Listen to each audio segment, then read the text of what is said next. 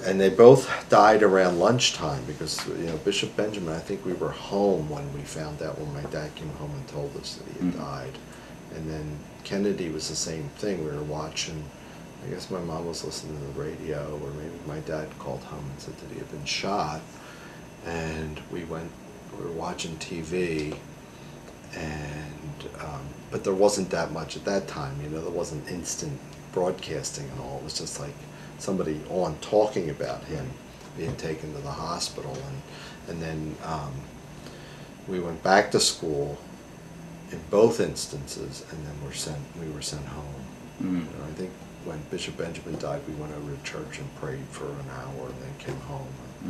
I don't remember what happened, but I remember Kennedy got killed.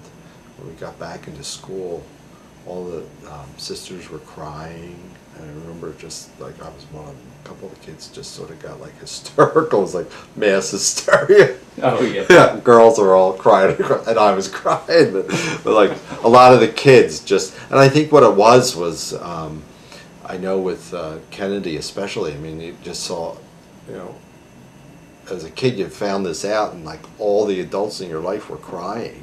Right. And it was terrifying. I think it was like almost like, well, this is the end of the world or something. Like everybody was crying. And when you get back to school, and the nuns were all, they were. We never thought of them as being mortal or human. They were all Tears. crying, yeah, tears, and they were always the ones that were inflicting tears. Right.